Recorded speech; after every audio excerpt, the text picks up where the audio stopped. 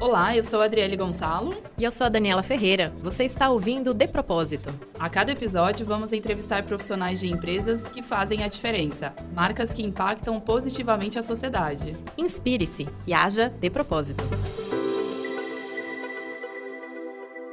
Olá, sejam bem-vindos e bem-vindas ao episódio de hoje. Nós vamos conversar com a Ana Paula Kageyama, que é a diretora sênior de operações do PayPal para a América Latina. Ana, muito obrigada pela presença. Muito obrigada, é um prazer estar aqui com vocês. Obrigada, tudo bem, Adri? Tudo bem, seja bem-vinda, Ana. Obrigada. Vamos começar contextualizando um pouquinho da história, e da presença do PayPal no mundo e no Brasil. Se você puder dar um overview aí para o pessoal. Bom, o PayPal é a maior empresa global de pagamentos pela internet. Hoje nós temos 305 milhões de clientes. Estamos em 200 países e operamos em aproximadamente 40 moedas. Nossa sede hoje é no Vale do Silício e a gente tem operação espalhada no mundo inteiro, trabalhando e atuando para os nossos clientes. Pensando nesse quesito, numa empresa global, como vocês estruturaram o propósito da marca? Existe alguma peculiaridade dessas culturas em cada região? O PayPal, nosso grande objetivo e a nossa missão é democratizar a área financeira e tornar mais fácil as operações financeiras, né? Então, assim, com isso, até olhando para o nosso público interno, nós temos 122 nacionalidades, né, espalhadas pelo mundo inteiro de funcionários. E o que a gente entende por trás disso? Que a nossa grande missão é facilitar globalmente as transações financeiras. Então, com isso, a gente trabalha muito forte para criar produtos e serviços para que a pessoa que está morando hoje no Japão e queira mandar um valor para o Brasil, ou dos Estados Unidos para o Brasil, México, El Salvador, Guatemala, seja para onde for, isso seja uma transação muito simples, rápida e fácil, né? Então, com essa missão, é o que norteia todos os nossos produtos, processos, e é o grande mindset da companhia hoje. O PayPal, ela me traz uma imagem, assim, de uma empresa jovem, né? E aí, eu até li antes do nosso programa aqui, que já tem aí mais de 20 anos, né? Era do eBay, enfim. Como que foi essa cisão e depois, como é que ela entrou no Brasil? Foi muito legal. Eu tô no PayPal desde 2010, então tô completando 10 anos e vim pro PayPal aqui no Brasil justamente para que a gente pudesse montar a operação, né? A história é muito bonita, né? Junto com o eBay, a gente já construiu uma linda marca, né? Juntos. Em algum momento da história, a gente entendeu que era importante que cada um se separasse e seguisse o seu caminho, porque o mercado, ele exigia isso, né? Uma diferenciação de foco, uma diferenciação de missão e assim por diante. Hoje continuamos parceiros, a gente tem uma sintonia muito grande, mas a gente entendeu que foi a melhor decisão a ser feita, foi a separação mesmo, para que a gente pudesse continuar expandindo a companhia. Pensando nesse contexto de expansão, vocês internamente acreditam no discurso de democratização da moeda, né? Porque a gente está falando de mais de 200 países, né? Então, você tem muita moeda ali dentro. Como os colaboradores encaram isso no dia a dia, assim, como relação de propósito, de trabalho? Eu acho que tem muito também dos valores que foram criados, e aí voltando um pouquinho aí nessa questão de quando foi feita a divisão PayPal e eBay, a gente reconstruiu a cultura também, e depois eu posso falar um pouquinho como que foi essa história. Mas, sem dúvida, eu acho que a gente vê um nível de engajamento muito forte, porque os funcionários, eles entendem que essa missão é algo muito intrínseca dentro da companhia, né? No sentido de que, hoje, o número de não bancarizados globalmente ainda é muito grande. Muitas pessoas não têm acesso a um sistema bancário para poder operar uma transação. E é exatamente aí, nesse ponto, que é o grande objetivo do PayPal, de facilitar. Não necessariamente você precisa ter uma conta bancária para operar. Eu me lembro até de uma situação, teve um período que eu fazia aula de inglês com uma californiana e ela sugeria pagar pelo PayPal porque era mais fácil, ela já tinha uma conta, né? Então, acho que a gente consegue reunir as pessoas e uni-las através da moeda e com a oportunidade. Quais foram os desafios para vocês nessa jornada? 5 anos atrás, quando foi feita o que a gente chama de split, né? A divisão entre PayPal e eBay, a gente, de fato, precisava construir uma nova cultura, porque o que era junto se tornou separado e a gente precisaria repensar nisso, né? Então, foi um lindo trabalho, que eu acho que é um trabalho que a gente tem muito orgulho de contar e dividir, porque eu acho que tem um grande valor para todas as pessoas que hoje estão no mundo corporativo, seja ele uma empresa pequena, média ou grande. E aí, como que foi feito, né? Dentro do PayPal, eles elegeram 17 embaixadores da nova cultura, e eu tive a sorte de ser uma dessas pessoas escolhidas para a América Latina. E aí, qual foi o trabalho? A gente foi para dentro dos escritórios, a gente circulou nas áreas onde os funcionários trabalham, observamos quais eram as principais dificuldades que eles tinham, quais eram as diferenças. quantos homens, quantas mulheres, quantos negros, quantas pessoas representavam o público LGBT+.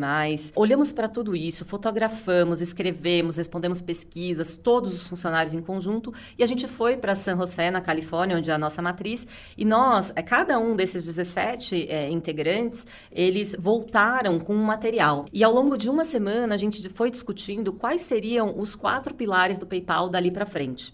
E aí, em conjunto, e fazendo um trabalho muito visual, que foi muito legal, porque ao longo de uma semana, a gente tinha um artista na sala, que ele foi desenhando visualmente quais eram os problemas, as dores, as necessidades, aquilo que a gente entendia que teria que ser mudado com essa nova cultura. E aí a gente chegou à conclusão que seriam 4 grandes pilares, que seria a inclusão, colaboração, bem-estar e inovação. Desses 4 pilares, a gente também discutiu quais seriam os grupos de afinidades que a gente ia trabalhar dentro do pilar de inclusão. E aí a gente definiu alguns grupos, um grupo que a gente chama de Pride, com um foco no público LGBT+, a gente tem um grupo que chama Amplify, que olha só para os negros no ambiente de trabalho, a gente tem um grupo que chama Aliados, que olha só para os latinos, e aí a gente olhou para todos esses grupos de afinidade e começou a traçar todo um trabalho tático mesmo no dia a dia, cada um voltou para o seu país e começou a criar as ações práticas para que aquela nova cultura fosse disseminada e que, de fato, as ações fossem modificadas, né? Trabalho extremamente forte com os líderes, e aí a companhia entende que a gente precisa liderar como exemplo, caso contrário, nada vai evoluir, e aí essa cultura foi se multiplicando dentro da organização.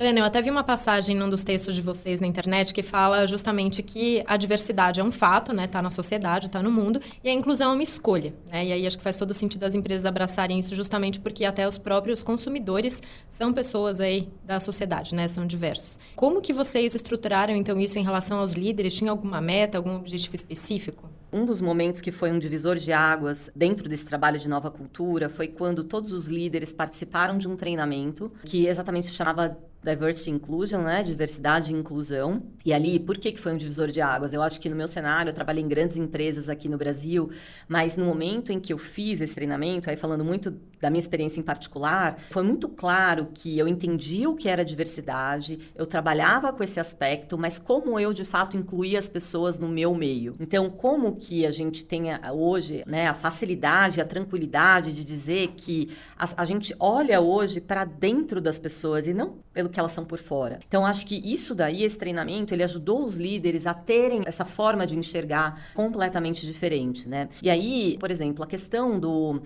de você fazer uma mudança no processo seletivo para que você tenha um público mais diverso dentro da sua equipe, obviamente, a questão do LGBT+, não deve, nem pode, jamais faria qualquer tipo de checagem no processo de entrevista, mas depois que as pessoas entram e elas se sentem tão à vontade dentro da companhia, a gente consegue entender isso claramente, porque os parceiros, companheiros, eles fazem parte do dia a dia, então eles têm muita tranquilidade de falar de aspectos pessoais. Então, acho que esse é um exemplo clássico, né, de que foi, de fato, uma transformação dentro da organização, partindo da liderança. Ana, como funciona a composição do Conselho Global? Existem mulheres, minorias? Só respondendo a questão realmente do conselho, hoje são 50% mulheres, né, e 50% homens. E eu entendo isso muito claramente, que o modelo veio já com essa transformação do conselho, nos cargos de altíssimo nível dentro da organização, como senior vice-presidentes, por exemplo.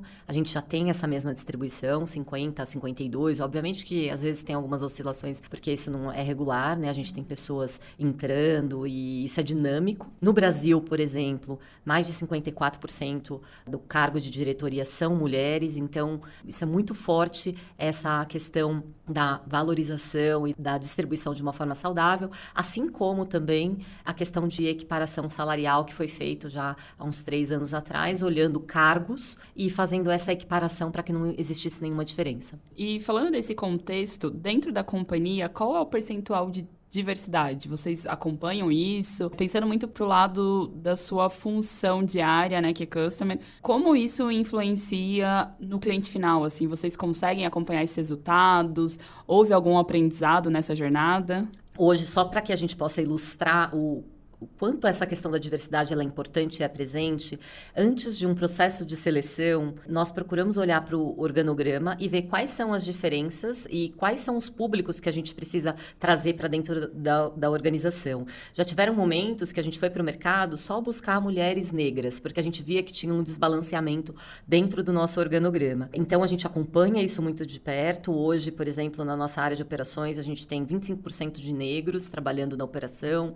A gente tem uma distribuição muito balanceada homem e mulheres, às vezes 48, 52, porque, mais uma vez, é dinâmico, mas a gente busca ter aí um equilíbrio. Nós temos hoje também, estamos trazendo refugiados. A gente pode dizer claramente que em torno de 27% são pessoas que representam o público LGBT. Então, tem um foco muito forte nessa distribuição para que a gente tenha um time diverso. E aí, voltando, a gente entende que quanto mais diverso, mais fortes seremos. E isso é muito claro para a gente, porque os resultados vêm de uma forma muito evidente no nível de satisfação de clientes. Hoje a gente é líder no ranking global de uma métrica que chama NPS, que é o Net Promoted Score, na qual os clientes respondem uma pesquisa após passarem por um atendimento no PayPal. E Ana, até para a gente aí fechar esse primeiro bloco, queria que você contasse um pouco mais desse programa dos refugiados. Bom, a questão dos refugiados é que a gente tinha uma necessidade de ter o atendimento, criar o atendimento espanhol aqui do Brasil.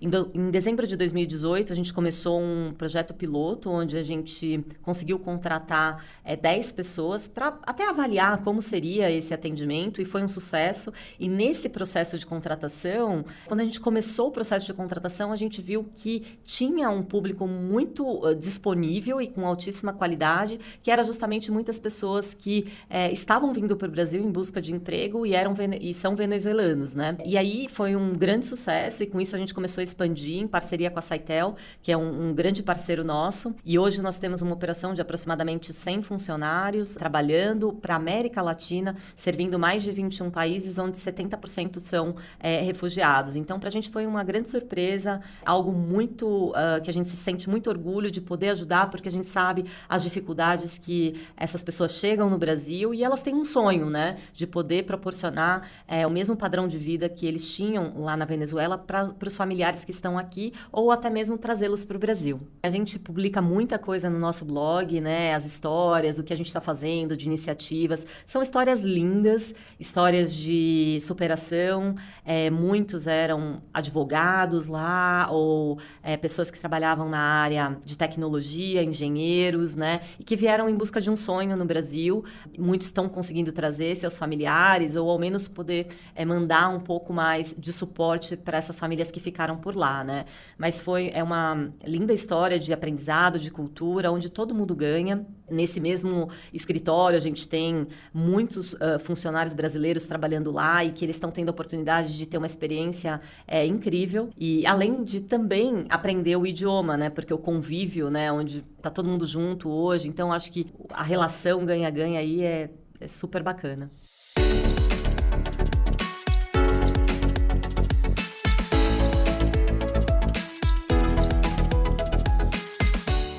Ana, nesse segundo bloco, vamos falar um pouquinho mais sobre a sua vida pessoal, para a gente te conhecer melhor. Você é formada em contabilidade? Isso, contabilidade. E depois você fez uma pós, continuou nessa área financeira, como foi? Eu vim de uma família onde o meu pai, ele é contador e auditor, né? E aí, na época que eu estava escolhendo a faculdade, eu não sabia muito bem o que fazer. Ele falou, filha, faz contabilidade. E aí foi por isso que eu fiz a faculdade de contabilidade, mas eu entrei no banco e aí acabou desviando um pouco a minha carreira. E aí, por isso que logo depois eu fui fazer pós-graduação em marketing de serviços e gestão de pessoas, uma outra pós em gestão de pessoas também. Bacana. E aí eu vi também, assim, eu dei uma olhadinha lá no seu LinkedIn, que você sempre esteve nessa área financeira, né? Assim, isso foi uma paixão?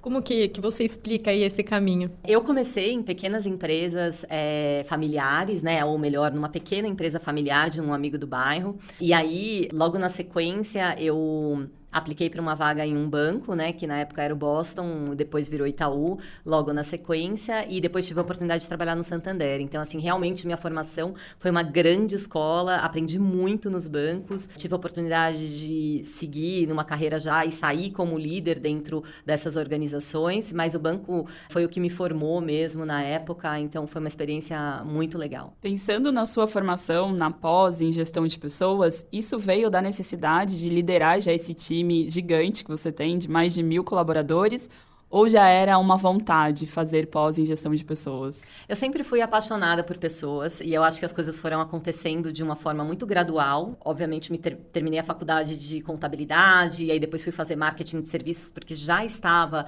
na área de operações, que foi a área que eu sempre atuei. E aí, para buscar, obviamente, um pouco mais de desenvolvimento, né, profissional, foi quando eu me aperfeiçoei mais nessa parte de gestão de pessoas. Mas, com certeza, tudo que eu fiz do ponto de vista acadêmico, ele acompanhou meu crescimento profissional. Ana, a gente sabe aí por umas vozes aí no mercado que você é uma super líder, né? Assim, muito inspiradora e só de conversar com você aqui, a gente sente essa energia, assim.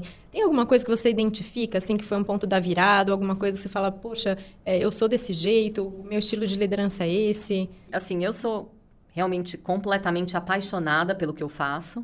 Sou completamente apaixonada por pessoas. Isso, eu acho que esse conjunto de fatores e de estar numa empresa onde eu tenho abertura, eu tenho facilidade de navegar e de implantar tudo aquilo que eu acredito, eu acho que essa composição ajuda demais, né? Agora, uma das coisas que eu entendo e também acredito que faz toda a diferença, né? É a paixão pelo resultado, é o prazer de entregar, é a conquista. Tudo isso como consequência, ter feito parte da história do PayPal no Brasil, de começar numa companhia, sair de uma companhia com 65 mil funcionários, entrar em uma com 5 e construir essa história. 5 pessoas, não 5 pessoas, mil. né? 5 pessoas.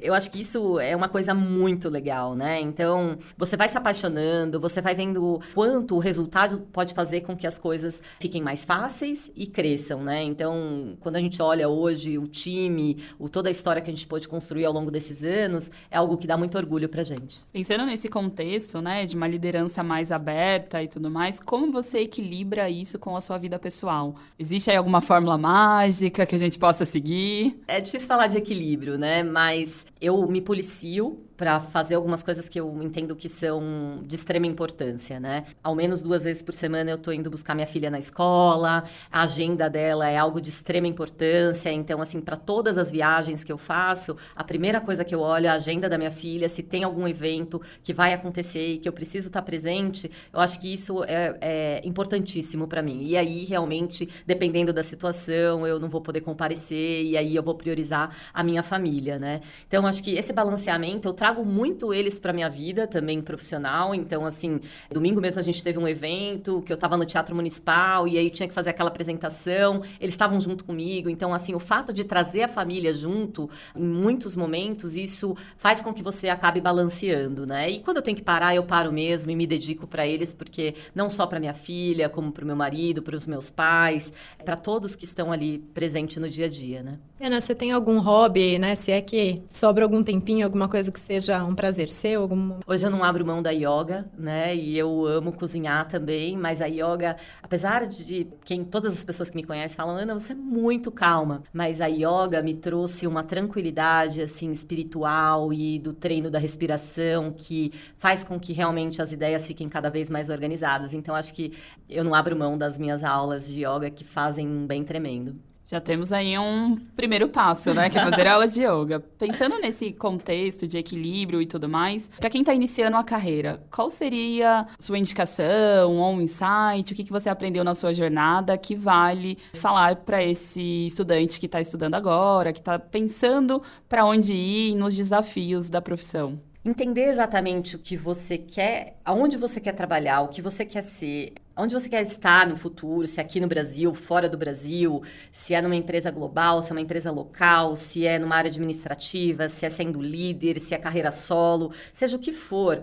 é necessário ter um amadurecimento. E às vezes a gente quer essas respostas aos 20, aos 30 anos, e isso não vem tão rápido. Eu costumo dizer que a carreira, ela é semelhante a um voo de avião. No começo ele tá subindo, tal, às vezes você pode pegar algumas turbulências, você vai sentir um pouco mais, até você conseguir chegar num voo de cruzeiro mesmo, né? Que você tá numa altitude alta, que as coisas já estão mais tranquilas, que você vai conseguir fazer uma refeição mais com uma tranquilidade maior e assim vai. Então, É muito importante, acho que 2 grandes sinais, né? Se você não tem certeza que você está na direção correta, mas você está tranquilo, não está desconfortável, aquilo te faz levantar de manhã de uma forma tranquila, você vai para o trabalho, você executa, continua. E vai investindo, vai recebendo informações e vai se aperfeiçoando. Agora, se é algo que te incomoda demais, aí é o momento de rever. Acho que é muito importante a gente ter ciência de que isso não vem tão rápido. Ele vai demorar, você vai encontrar o seu caminho, sei lá, no meados dos 30 anos, que você vai falar, cara, é isso que eu gosto, é isso que eu amo, e a paixão não tem erro. Quando você tem paixão pelo que você faz, não tem como não dar certo, né? Então, acho que essa é a principal mensagem que eu poderia passar para as pessoas que estão começando a carreira. E, Ana, eu tenho uma sensação, assim, que a gente fala muito de propósito, tanto é que é o próprio nome, né, do nosso programa aqui, mas às vezes acaba vindo até como mais uma obrigação da vida, sabe? De todo mundo sentar e do nada bolar em um propósito, né? É muito difícil, aos 20, 25 anos, você entender exatamente qual é o seu propósito. Você tem que fazer uma combinação de várias situações, de experiências de vida, de situações que você se apaixonou, que você curtiu, que você falou, cara, é isso mesmo que eu quero fazer, para que você realmente possa entender qual é o seu propósito, né? Então, hoje, para mim, é muito claro, né, que é estimular nas pessoas a paixão pelo resultado, a paixão da entrega, o quanto isso pode trazer de consequência para o local onde você vive. Então, hoje, para mim, é muito evidente que quanto maior o resultado que a gente conquista no nosso país, na nossa região, mais trabalho, mais emprego a gente vai trazer também para cá, né? E o quanto é importante as pessoas se prepararem para o que vai acontecer no futuro. Então, por isso da importância da comunicação com o time, com as pessoas, com a família, com as pessoas que estão no seu meio, para que eles todos entendam qual é o caminho que você quer seguir, qual é o seu sonho e aonde você quer chegar, né? Pensando nesse contexto de se preparar para o futuro, em mundo VUCA, você trabalha em uma empresa de tecnologia, né? Como você se atualiza? Onde você vai buscar saber mais sobre inovação? O que está acontecendo no mundo? Conversando o tempo todo. Conversando com a minha filha, conversando com os meus amigos, conversando com os meus funcionários, escutando o que o cliente está falando, escutando as dores do cliente. A gente fica, pelo menos, 1 hora por semana escutando o que o cliente está precisando. Então, assim, acho que não tem atualização melhor no mundo do que você, de fato, conversar com todas as pessoas que fazem parte da sua cadeia, né? As pessoas que trabalham para você, as pessoas que você encontra todos os dias. Então, na minha opinião, eu acho que essa é a melhor atualização, é conversar. Você acha que até ter contato com essas pessoas tão diferentes, assim, mudou alguma coisa na sua vida? Isso é algo que não tem como dizer que a experiência mesmo dos refugiados, né? Quando a gente conversa com as pessoas e a gente consegue entender também uma parte das dores que eles sentem. A Venezuela é um país pequeno, eles estão próximos do mar, eles têm hábitos diferentes. E aí, quando eles chegam numa cidade como São Paulo, imensa, com trânsito, lá não tem trânsito, aqui tem. Então, assim, esses aprendizados, como eu faço com que essa pessoa tenha um equilíbrio saudável na vida dela e com N dificuldades que eles enfrentam, né? Muitos deles com um filho lá e não podendo trazer para cá. Essas conversas, elas são muito enriquecedoras para que a gente possa valorizar a cada minuto, a cada momento da nossa vida e entender exatamente o que de fato é um problema e o que é apenas uma situação do dia a dia. Bom, Ana, a gente chegou ao final aí do nosso programa. Nossa, muito rico, adorei a conversa. Obrigada mesmo por ter aceitado o nosso convite. Parabéns pelo trabalho. Ana, obrigado pela participação. Foi uma conversa inspiradora. Anotei várias coisas aqui para seguir, de como se atualizar, muito sobre diálogo. Ana, você quer deixar um contato onde é que o pessoal pode acompanhar um pouquinho mais da sua vida e da sua carreira e do PayPal? Vocês podem me procurar no LinkedIn, Ana Paula Kageyama. Lá tem todos os artigos e todas as novidades do que a gente vem fazendo. Então fiquem à vontade para me procurar por lá. Obrigada, Ana. Obrigada, valeu, gente. Até mais.